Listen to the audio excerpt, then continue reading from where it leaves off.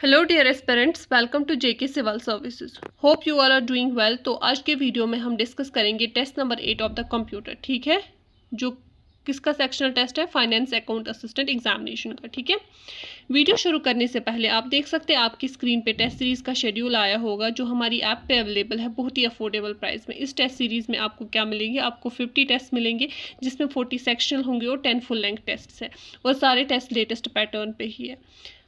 Link description में दी गई है, आप इसको ज्वाइन कर सकते हैं या तो दिए गए व्हाट्सएप नंबर पे भी आप हमसे कांटेक्ट कर सकते हैं। हमारी ऐप पे और डिफरेंट कोर्सेज भी अवेलेबल है about the different upcoming JK SSB exams. आप इनको भी ज्वाइन कर सकते हैं, लिंक डिस्क्रिप्शन में दी गई है या तो आप दिए गए व्हाट्सएप नंबर पे भी हमसे कांटेक्ट कर सकते हैं। ठीक है, चलिए हम अपना टेस्ट एनालिसिस स्टार्ट करते हैं। हम कर रहे हैं test number 8 of the computer की टेस्ट एनालिसिस, जिसमें हमारे पास टोटल 10 क्वेश्चन है और सारे क्वेश्चन लेटेस्ट पैटर्न पे हैं। वन बाय वन हम इस क्वेश्चन को डिस्कस करेंगे। तो क्वेश्चन नंबर 1 आपकी स्क्रीन पे आ चुका होगा। तो पहला क्वेश्चन कहता है, study the functional details regarding the monetary memory allocation and the management strategies inside the modern operating system. Modern operating system में मेमोरी एलोकेशन कैसे होती है, मैनेजमेंट स्ट्रैटेजीज कैसे होती है, उसके रिलेटेड हमें कुछ स्टेटमेंट्स दिए गए हैं। पहला स्टेटमेंट कहता है कि जो हमारे पास पेजिंग होती है वो अवॉइड करती है external fragmentation by dividing physical memory. Physical memory को फिक्स्ड साइज फ्रेम्स में डिवाइड करती है और लॉजिकल मेमोरी को into the pages of same size. बिल्कुल करेक्ट स्टेटमेंट है। उसके बाद सेकेंड स्टेटमेंट कहता है, वर्चुअल मेमोरी कॉन्फ़िगरेशन में क्या होता है, page fault occurs when a program attempts to access a data block that is mapped in the virtual address space but not currently loaded in the physical RAM। अगर हमारे पास कोई ऐसा data block है जो वर्चुअल एड्रेस स्पेस में है लेकिन physical RAM में अभी एलोकेट नहीं किया गया है, तो उस वक्त पेज फॉल्ट ऑकर होता है। ठीक है, वर्चुअल मेमोरी कॉन्फ़िगरेशन में उस वक्त पेज फॉल्ट होता है। ठीक है, तो ये स्टेटमेंट हमारा करेक्ट है। थर्ड स्टेटमेंट कहता है, थ्रैशिंग जो है ये ऑप्टिमल स्टेज है जहाँ पे सीपीयू जो है वो मैक्सिमाइज करता है instruction execution cycles due to the frequent page allocation. Frequent page allocation की वजह से सीपीयू जो है वो मैक्सिमाइज करता है एग्जीक्यूशन साइकिल्स और उसको हम एक ऑप्टिमल स्टेज थ्रैशिंग कहते हैं। ये स्टेटमेंट हमारा गलत है क्योंकि थ्रैशिंग जो होती है ना वो हमारे पास हाईली डिस्ट्रप्टिव स्टेज होती है। ठीक है, जहाँ पे सिस्टम जो होता है ना वो सिग्निफिकेंट टाइम लेता है, ज़्यादा टाइम लेता है in swapping the page in and out of the secondary storage. ठीक है, जिसकी वजह से परफॉर्मेंस जो है ना वो कोलैप्स होती है। तो कोई भी ऑप्टिमल स्टेज ये नहीं है। ठीक है, तो इसका आंसर आएगा 1 और 2। Let's move towards the question number 2। हमारा क्वेश्चन नंबर 2 है, हमें दिए गए हैं कुछ specific properties of the open source software technology, हमें उन्हें एनालाइज करना है। तो पहले कहा जाता है जो हमारे पास सोर्स कोड होता है ओपन सोर्स टेक्नोलॉजी का, उसको हम मॉडिफाई भी कर सकते हैं, डिस्ट्रीब्यूट भी कर सकते हैं, कोई भी कर सकता है, प्रोवाइडेड कि ये अलाइन होना चाहिए विद द लाइसेंसिंग फ्रेमवर्क्स जैसे कि जनरल पब्लिक लाइसेंस के साथ। बिल्कुल करेक्ट स्टेटमेंट है। सेकेंड स्टेटमेंट कहता है, एंड्रॉयड, ल्यूनिक्स, एपेच वेब सर्वर जो है ये हमारे पास प्राइमरी ऑपरेशनल एग्जाम्पल्स होते हैं ओपन सोर्स प्रोजेक्ट की। ये स्टेटमेंट भी करेक्ट है। थर्ड स्टेटमेंट कहता है, ओपन सोर्स जो है वो इम्प्लाई करता है कि सॉफ्टवेयर जो है it's always distributed free of monetary cost to the commercial organisations. ठीक है, तो ये स्टेटमेंट हमारा गलत है क्योंकि ओपन सोर्स जो है वो refers strictly to the code accessibility. ठीक है, फ्रीडम टू मॉडिफाई, लेकिन डेवलपर जो है वो लीगली चार्ज करते हैं fees for distributing, supporting and packaging of the open source software. ठीक है, उनको डिस्ट्रीब्यूट करना, सपोर्ट और पैकेज करने के लिए फी चार्ज होता है लेकिन कोड की एसेसिबिलिटी और मॉडिफाई करने के लिए नहीं होता है। ठीक है, तो थर्ड स्टेटमेंट हमारा गलत हुआ, इसको आंसर आएगा 1 और 2। अब है हमारे पास क्वेश्चन नंबर 3। क्वेश्चन नंबर 3 कहता है कि अगर हमारे पास MS एक्सेल की वर्कबुक होगी तो हमने क्या किया, हमने कुछ फॉर्मूला दी तो हमें एग्जैक्ट एग्जीक्यूशन क्या हो जाएगा उसका।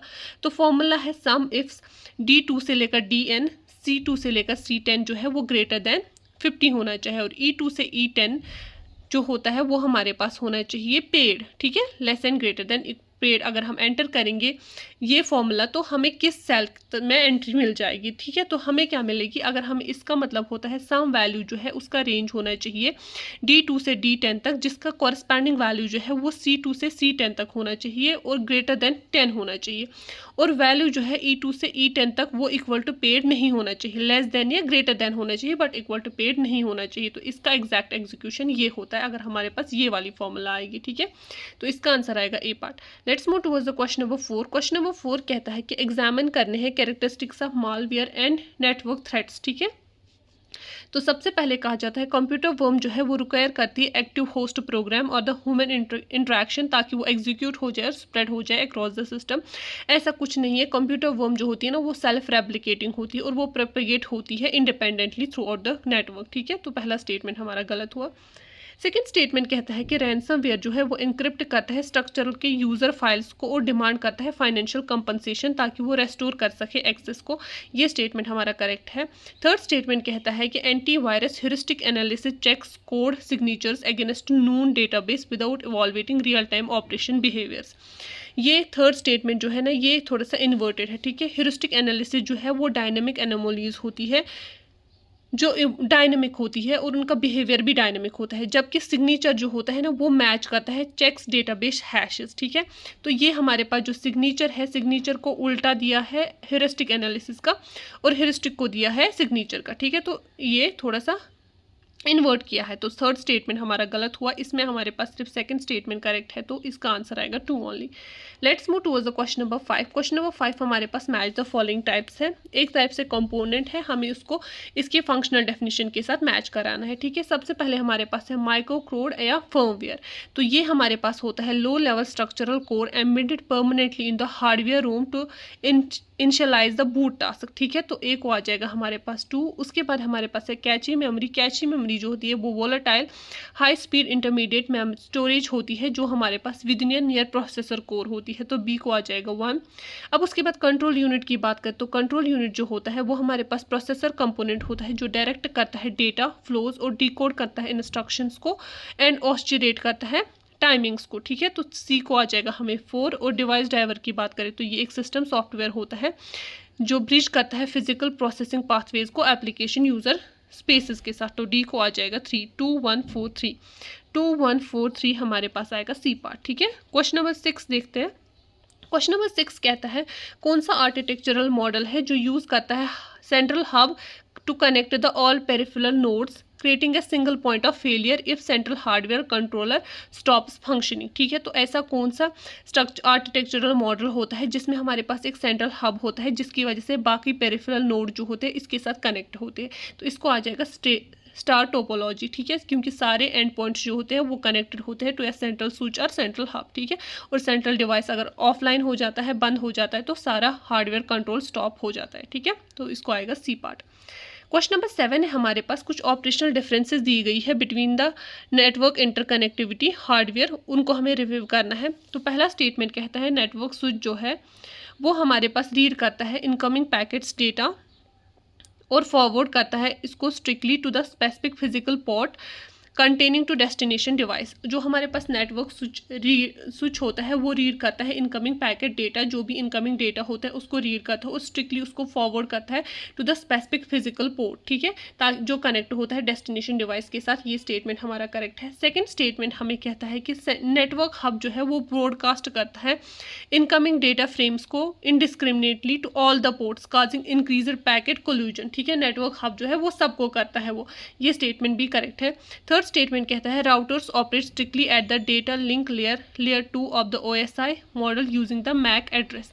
ये स्टेटमेंट हमारा गलत है क्योंकि राउटर जो है वो ऑपरेट करते हैं नेटवर्क लेयर 3 पे। ठीक है, OSI मॉडल पे, और IP एड्रेस जो है वो मैक एड्रेसेस को यूज़ करता है। ठीक है, तो ये स्टेटमेंट हमारा गलत हो गया, तो हमें 1 और 2 ही सिर्फ करेक्ट है, तो सी पार्ट इसका आंसर आएगा।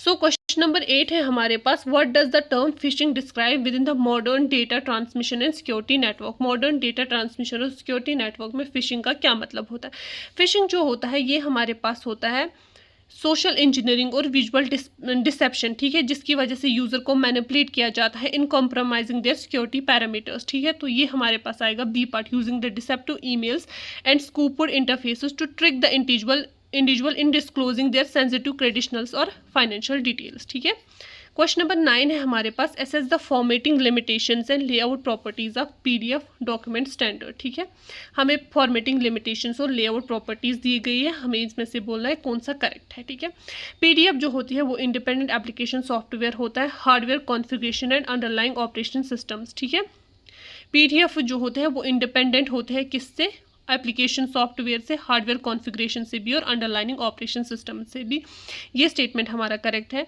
सेकंड स्टेटमेंट कहता है कि कोर लेआउट ऑफ पीडीएफ जो है वो ऑटोमेटिकली रीफॉर्मेट होता है its internal cell rows dynamically when viewed on the smaller mobile screen size. PDF का कोर लेआउट जो है वो चेंज हो जाता है जैसे ही हम उसको देखते हैं स्मॉलर मोबाइल डिवाइस साइजेस में। ऐसा कुछ नहीं है। प्राइमरी डिज़ाइन जो होता है पीडीएफ का वो प्रिजर्व होता है इन द फिक्स्ड फॉर्मेट, ठीक है, उसमें चेंज नहीं होता है। Encrypted password and the digital signatures can be natively integrated into the file Meta data. ये स्टेटमेंट हमारा करेक्ट है। इसको हम इंटीग्रेट कर सकते हैं फाइल मेटा डेटा में, ठीक है। तो हमारे पास 1 और 3 ही सिर्फ करेक्ट है, तो इसको आंसर आएगा बी पार्ट। ओके, अब हमारे पास है क्वेश्चन नंबर 10। क्वेश्चन नंबर 10 कहता है डिजिटल कंप्यूटिंग सिस्टम में जब हमारे पास प्राइमरी लॉजिक गेट जो है वो यील्ड करता है low that is 0 as an output state only when all corresponding inputs are simultaneously at the high, ठीक है। अब हमारे पास क्या है, हमें बोलना है कि कौन सा लॉजिक गेट ऐसा है जब हमारे पास इनपुट जो होता है ना 1 1 होता है और आउटपुट जो है उस वक्त हमारे पास लो आता है, 0 आता है। तो इसको आंसर आएगा बी पार्ट, ठीक है। नैड आएगा इसका, नैड गेट। नैड गेट जो है वो इन्वर्टेड एंड गेट होता है, ठीक है। For all output 1 for all input permutation except, इसमें हमारे पास क्या होता है, जो हमारे पास एंड गेट होता है ना जिसमें हमारे पास 1 1 होगा तो तभी हाई होगा, ये उसका इन्वर्टर होता है, उसका उल्टा होता है। तो हमारे पास अगर हाई 2 कंडीशंस होंगी तो आउटपुट हमारा लो आ जाएगा, ठीक है। तो इसको आंसर आएगा B part. That's all about the computer section. Hope you like it. Bye bye.